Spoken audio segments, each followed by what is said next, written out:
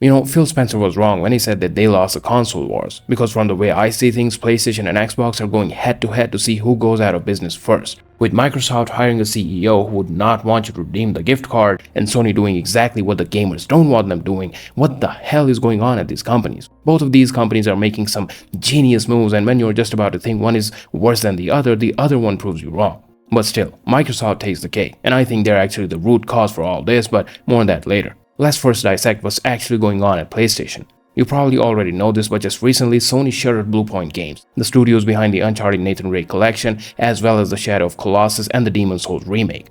The PlayStation had blamed the rising development costs, challenging industry, and changing player behavior for closing that studio. Meanwhile, Horizon Forbidden Salad stays in active development, and we can all agree that it looks like shit. Who in their right mind is ever gonna waste a single penny on skins for this disabled fat ass? But don't you worry, you're gonna get a diamond tip peg leg for just $69.99, and you can also get the limited edition for an extra $10. Now, Horizon Zero Dawn aside, right after closing Bluepoint Games, it dropped a new trailer for Marathon, and this is the third comment under the video. Now, I'm gonna be completely honest, I've never watched any of the previous trailers for Marathon because I had zero interest in it. But after finally watching the new trailers for this game, I've gotta be honest, to me Marathon looks just like this, and this, and this, and this, and this, and this, with just more bullshit on screen. I mean, is there even a game behind all this UI clutter? The guns look bland, the color scheme is nauseating, the maps look all the same, and the characters look boring, or maybe it's not a hero shooter, I don't know man, this game just looks like a mess. But the game journals are singing praises for it, and they are convinced that the game is Arc Raider's biggest competitor, but more on that in just a bit. Now, yes, I've heard the devs listen to the feedback and added proximity chat along with some other tweaks, which deserve some praise, but my question is, are you actually looking forward to play yet another super generic shooter? Because, to be honest, if I wanted to play something like this, I would just go play Apex Legends. In fact, that's exactly what I did when Highguard came out. Now, yes, to be fair, it's not as good as it used to be when it came out, so I won't probably play it again anytime soon. But for what it's worth, Apex Legends had some really solid gameplay, and some of the older heroes like Octane and Mirage are actually really fun to play as. Highguard literally had none of that, but the game journal still fought tooth and nail for that game, complaining about the toxic gaming culture and that the players didn't give it a fair chance. They whined about how people left bad reviews on Steam after playing the game just for 15 minutes, which in my opinion is still a huge amount of time. 7 years per hour here. Let's make it count. Tell me what you see here on this plate. If you're not a game journalist, you can probably tell this is trash. And you don't have to taste it to know that it's trash. The thing is, the players don't owe anything to the game or the developers. They have the right to just look at a trailer or the gameplay and decide that this game is not for them, especially in a shooter market that's completely saturated. Arc Raiders was an exception. The game has retained most of its player count nearly 4 months after release, which is insane, especially when a big game like Battlefield 6 has lost 90% of its players in almost the same amount of time, but it doesn't matter because the game journals have found their next game to shill for. They have decided that Marathon is a better game, and they're pumping out sales page after sales page for it. Just out of curiosity, I checked how many articles have GameRant actually written for Marathon, and they have written a damn near 100 articles for this game. And guess how many articles have they written for Crimson Desert, which not to mention is one of the most anticipated games this year? Just 35. At the time of me making this video, Crimson Desert's currently sitting at the 9th place for the most wishlisted games on Steam alone, with around 105,000 followers. In total, the game has gotten around 2 million wishlists. Meanwhile, Marathon is sitting at the 38th place on Steam with around 70,000 followers. Sony and Bungie have not announced any official wishlist numbers for Marathon yet, which means the numbers are not bragworthy. And I would say that this is not a good sign for a game like this just a week before launch. But the game journals are convinced that this game is gonna best Arc Raiders. In an article by GameRant, get the f out of here.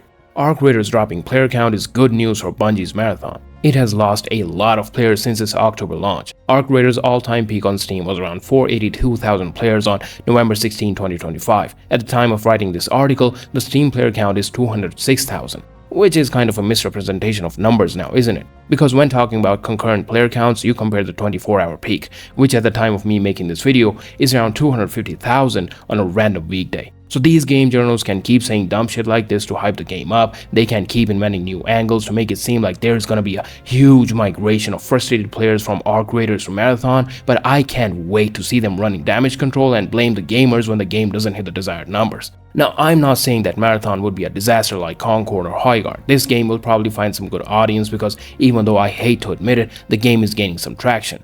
During the first few hours of Service Lamp beta, the game has hit around 143,000 concurrent players on Steam, which is impressive. So maybe I'm wrong, maybe it's a great game and maybe it blows up. But this is a free beta. And if I'm being honest, I hope it launches to a lukewarm reception at best.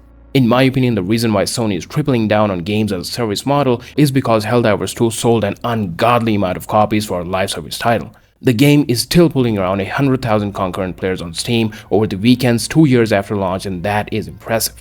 But I'm sure Sony being Sony has learned all the wrong lessons from that. They didn't think about why Helldivers 2 was actually successful or how they can replicate that success. They were probably like, see, the live service model works, we absolutely need to flood the market with more of these games. So let me tell you something. If Marathon sees even half the success that Helldivers 2 or Arc Raiders saw, a shitstorm of more live service slop is coming your way, and probably at the expense of more single player games. Now, you might be wondering, but other than Helldivers 2, almost all the live service titles have either failed miserably or been cancelled, resulting in huge losses, studio closures, and layoffs. So why does Sony keep pursuing this pipe dream? The answer is simple: corporate greed. According to Sony's financial reports of Q2 2025, 40% of their first-party revenue now comes from recurring live service games. So of course, they want more.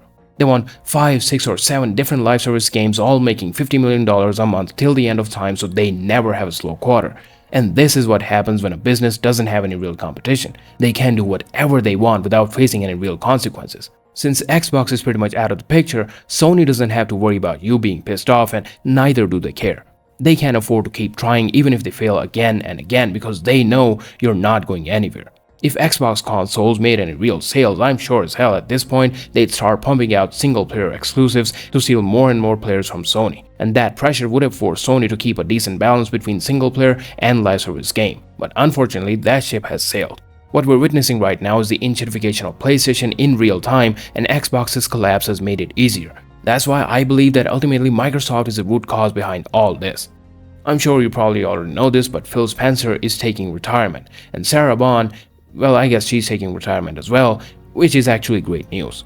Recent reports suggest that Sarah was the genius behind the Everything is an Xbox marketing campaign, which defeats the whole purpose of owning a goddamn Xbox console in the first place. And on top of that, the ad campaign actually offended many Xbox employees, and now they're coming out and saying that she was tough to work with, and if you didn't follow the vision or questioned it, you were out.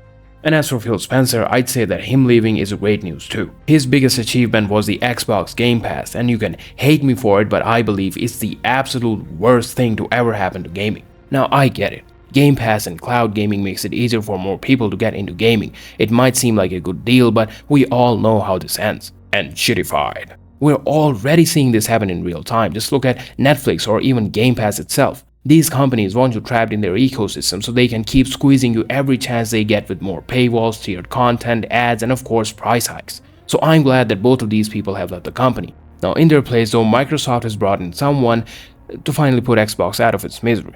Asha Sharma, the president of Core AI product in Microsoft, is now the CEO of the Xbox and gaming division because I'm sure there was no one else who was more suitable for that role. What great news, more AI. That's exactly what we need right now. I swear the leadership at Microsoft looks at literally any problem and their first thought is to just slap some more AI on it. They're trying to use AI like Wakanda uses vibranium. A snake just bit your ass, sir. Oh no, quick, give me some more AI. But don't worry guys, the new CEO is totally not here to double down on AI slop. Don't believe it? Her favorite game's Halo, cause of course it is. Now maybe it's true, I don't know, but saying Halo is your favorite game is like saying chicken is your favorite dish. And then there's the whole gamer tag stuff, which I don't even want to talk about because I think we can all agree that it's a steaming pile of, oh, okay, it's a shared home account. She just didn't feel the need to say it before because she didn't expect her gamer tag to blow up like this. Everything's fine here, you terminally online paranoid chud, go touch some grass. Nothing to worry about. The game journals got this, they know better anyways, they know exactly what the gaming needs right now.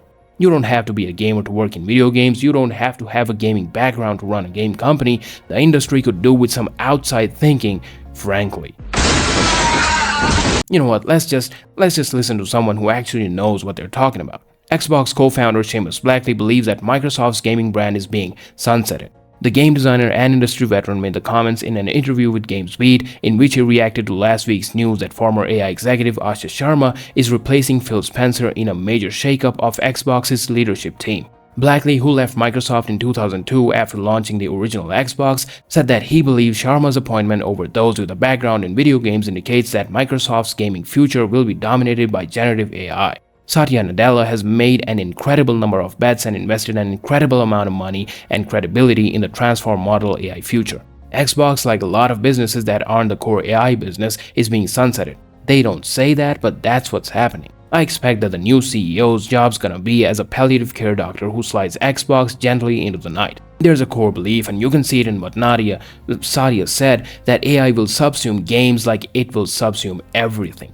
So yeah, there's no doubt Microsoft is going all in on AI with Xbox. Who knows, maybe the next Xbox CEO might be an actual AI as well. However, in the meantime, the Xbox fans, if there are any left, they should put their trust in the new CEO, because here are her 3 commitments. Great games, yeah sure, return of Xbox, good luck with that, and future of play, yeah exactly that, whatever that is. The thing is, PlayStation's still probably gonna be fine because live service or not, at least they're still focusing on games. But Xbox, well, they're done.